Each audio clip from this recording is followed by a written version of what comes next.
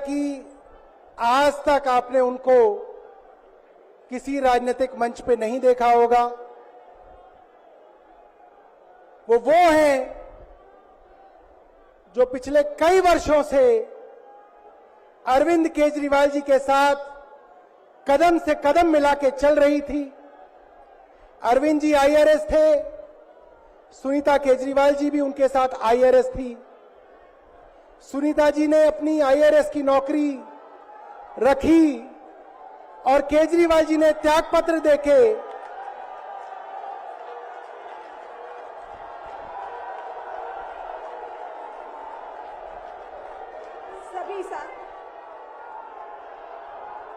सभी साथियों को मेरा नमस्कार। आज आपके अपने केजरीवाल ने जेल से आपके लिए एक संदेश भेजा है। इस संदेश को पढ़ने से पहले मैं आप लोगों से कुछ पूछना चाहूंगी। हमारे प्रधानमंत्री मोदी जी ने मेरे पति को जेल में डाल दिया। क्या प्रधानमंत्री जी ने सही किया?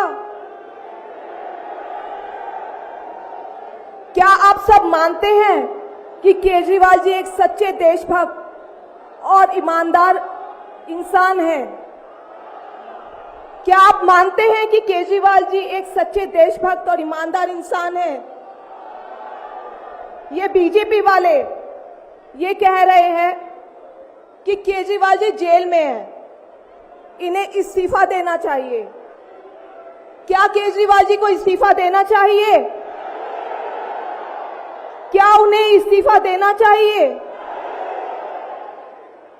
केजरीवाल जी को इन्होंने गिरफ्तार कर लिया। आपके केजरीवाल शेर है, शेर। ये ज्यादा दिन तक उनको जेल में नहीं रख पाएंगे। करोड़ों लोगों के दिल में बसते हैं केजरीवाल।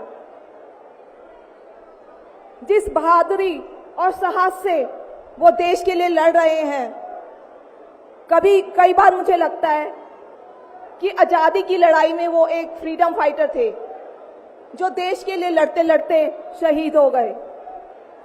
इस जंग में भी केजरीवाल जी को शायद भारत मां के संघर्ष के लिए भेजा है। अब मैं आपको केजरीवाल जी का संदेश पढ़कर सुनाऊंगी। मेरे प्यारे भारतवासियों, जेल से आप सब अपने इस बेटे, अपने भाई का प्रणाम स्वीकार कीजिए।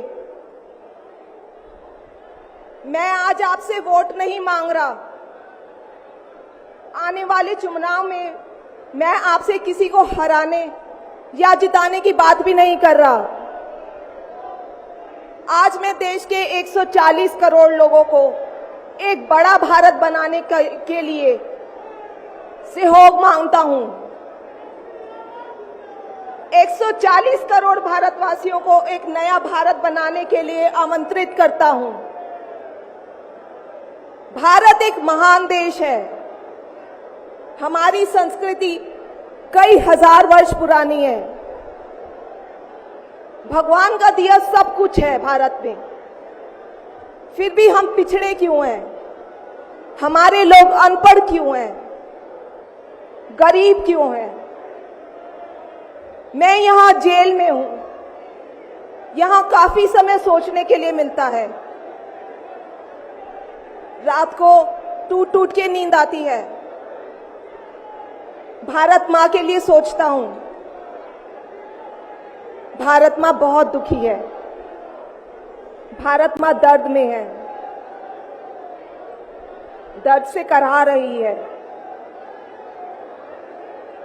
जब महंगाई की वजह से लोगों को दो वक्त की रोटी नसीब नहीं होती, तो भारत मां को बहुत दुख होता है। जब भारत मां के बच्चों को अच्छी शिक्षा नहीं मिलती, 75 साल बाद भी सही इलाज के बिना लोग मर जाते हैं, तो भारत मां बेबस और लाचार महसूस करती है। जब देश के कई हिस्सों में लंबे लंबे पावर कट होते हैं, सड़कें टूटी हैं, 75 साल बाद भी हालत खराब है, मां को बहुत पीड़ा होती है। उस पर जब कुछ नेता सुबह शाम लच्छेदार भाषण देते हैं, शानो शौकत की जिंदगी जीते हैं, अपने दोस्तों के साथ मिलकर देश लूटने में लगे हैं, तो भारत मां को बहुत गुस्सा आता है। ऐसे लोगों से भारत मां को सख्त नफरत है। आइए मिलकर एक नया भारत बनाते हैं, 140 करोड़ लोगों के सपने का भारत,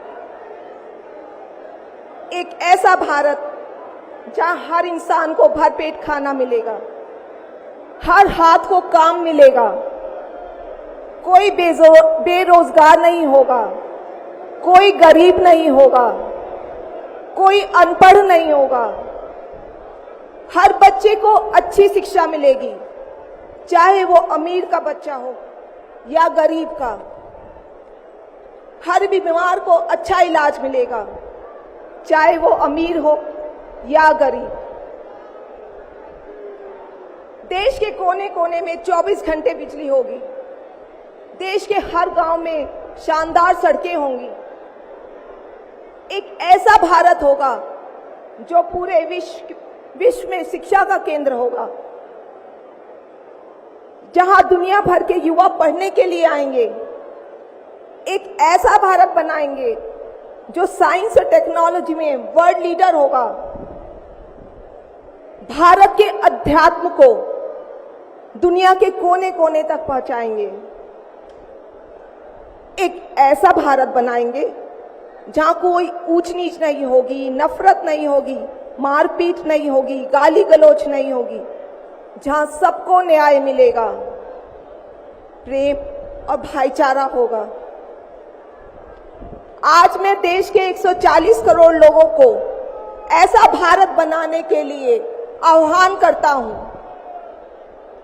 यदि आप सब इंडिया गठबंधन को मौका देते हैं, जिम्मेदारी सौंपते हैं, तो हम सब मिलकर ऐसे महान राष्ट्र का निर्माण करेंगे। केवल नाम में इंडिया गठबंधन नहीं है, दिल में इंडिया है, दिल में।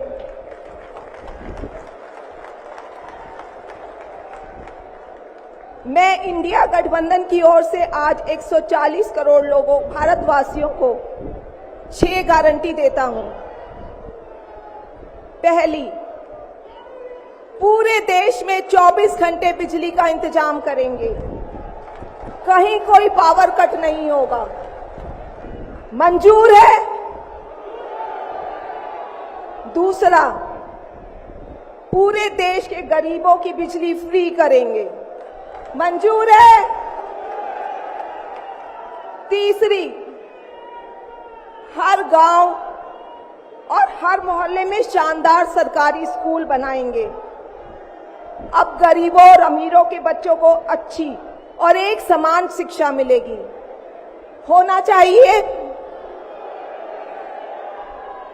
चौथा, हर गांव और मोहल्ले में मोहल्ला क्लिनिक बनाएंगे, हर जिले में शानदार मल्टी स्पेशलिटी सरकारी अस्पताल बनाएंगे, देश के हर व्यक्ति के लिए शानदार और फ्री इलाज की व्यवस्था करेंगे, मंजूर है?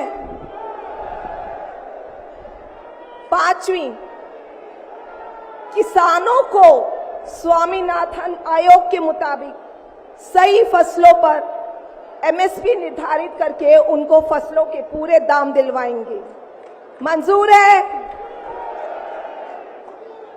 छठी, दिल्ली के लोगों ने 75 साल से अन्याय सहा है। देश के अन्य राज्यों की तरह अपेक्षा उनके अधिकार बहुत कम है। उनकी चुनी हुई सरकार पंगु है। ये अन्याय हम समाप्त करेंगे, दिल्ली वासियों को उनका हक दिलाएंगे, दिल्ली को पूर्ण राज्य का दर्जा दिलवाएंगे, मंजूर है? मैं आज ये ऐलान करने के लिए अपने सभी इंडिया गठबंधन के साथियों से माफी मांगता हूं, क्योंकि ये ऐलान करने के पहले मैंने उनसे उनकी अनुमति या सहमति नहीं ली।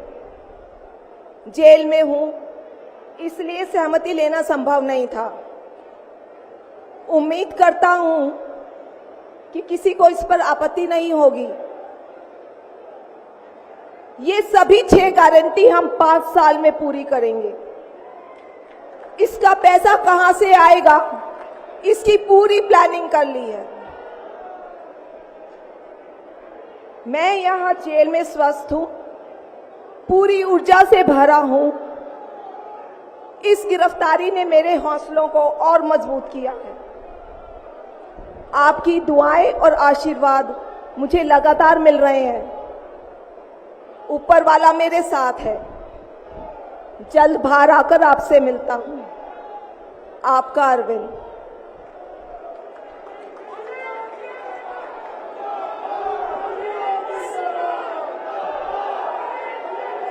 सभी लोगों का आशीर्वाद और प्यार भरपूर मिल रहा है मेरे पति को। अपना ये आशीर्वाद बनाए रखना। भारत में ये तानाशाही नहीं चलेगी। हम लड़ेंगे, जीतेंगे। अंत में मैं सभी लोगों का, इंडिया अलायंस के लोगों का भी, साथियों का तहे दिल से धन्यवाद करती हूं कि इस घड़ी में आप सब हमारे साथ खड़े हैं। धन्यवाद। जय हिंद। हेलो। अरविंद केजरीवाल, अरविंद केजरीवाल लड़ेंगे, लड़ेंगे।